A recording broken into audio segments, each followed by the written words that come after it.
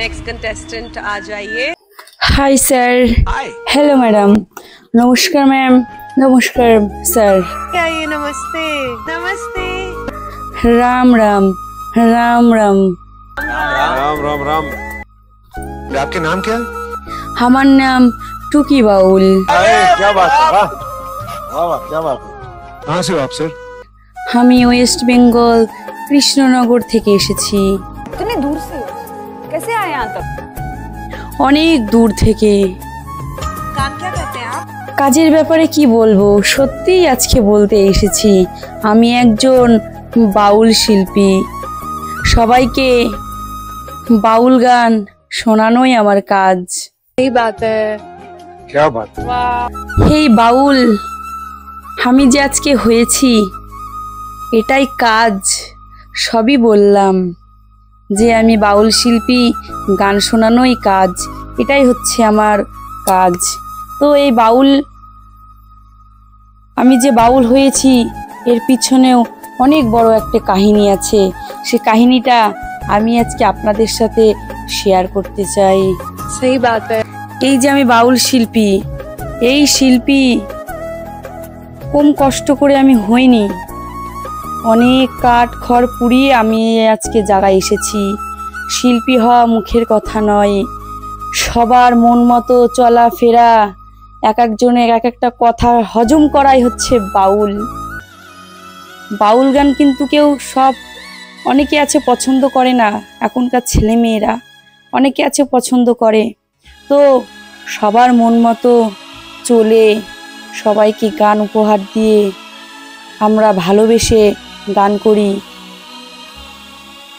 সবাই সমান চোখে দেখে না, কিন্তু এক একজন আছে তাদের জন্যই হয়তো বাউল শিল্পী এখনো মানুষের মনে মনে এখনো জেগে আছে। তো এই শিল্পী হওয়ার পিছনে অনেক বড় কাহিনী, কিছুটা আমি বলবো। আমি যখন ছোট ছিলাম তখন আমার ঠাকমা দাদু ছিল গোসাই ভক্ত। তারা কৃষ্ণ নাম জপ করতেন। তাদের কৃষ্ণ নাম করতে করতেই তারা এই পৃথিবী ত্যাগ করে চলে গিয়েছে, আমাদের মাঝে এখন আর নেই।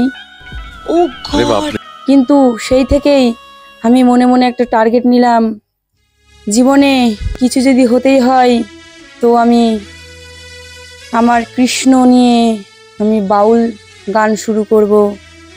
আমি একজন কৃষ্ণ ভক্ত, আমার কৃষ্ণ নাম প্রচার করা আমার কর্তব্য।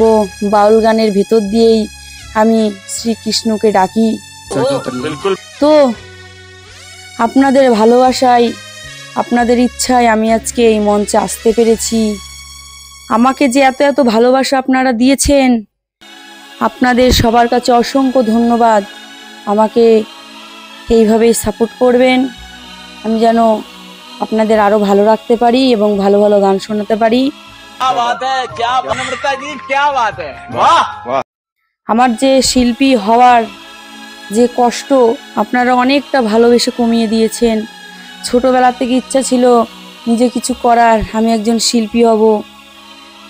প্রথম প্রথম কেউ আমাকে সাপোর্ট করতো না, বিশেষ করে আমাদের বাড়ির মানুষ সাপোর্ট করতো না। যে মেয়ে ছেলে মানুষ রাত বিরেতে গান গেয়ে বেড়ায়, সে শিল্পী হবে মুখের কথা। তো তাদেরকে আমি মুখে আশা করি জবাব দিয়ে দিতে পেরেছি আজকে এই মঞ্চে দাঁড়িয়ে।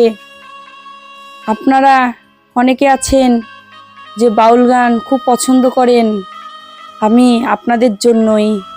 যারা বাউল গান পছন্দ করেন আমি তাদেরকে এতটাই শ্রদ্ধা এবং ভালোবাসা দিয়ে আমি আপনাদের সবাইকে বাউল গান শোনাবো।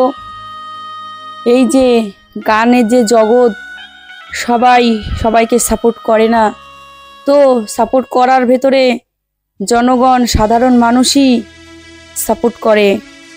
তাদের যদি কিছু ভালো লাগে তাহলে সেটা আমাদেরও ভালো লাগে। এই যে বাউল শিল্পী আমাকে এখন যেখানেই সবাই দেখে তখন এই নামটি ধরে ডাকে বাউল মা বলে, তখন আমার গর্বে বুকটা ফেটে যায়। আমার এতটা খুশি হয় সবই আপনাদের জন্যই সম্ভব হয়েছে। আপনারা যদি আমাকে সাপোর্ট না করতেন, আমার পাশে না থাকতেন, হয়তো আমি এত বড় বাউল শিল্পী হতেও পারতাম না, এই ইন্ডিয়ান মঞ্চে আমি আসতেও পারতাম না। যাই হোক ম্যাডামজি, আমার এই শিল্পী জীবনের কিছু কথা আমি এই গানের মাধ্যমেই তুলে ধরবো। तो आप सुर लेके आप शुरू करो। গানটি যদি ভালো লাগে লাইক কমেন্ট সাবস্ক্রাইব করে আমার পাশে থাকবেন। ধন্যবাদ। हमारे पास जो कारीगरी है वो ये है और ये दिखाओ, चलो गाओ।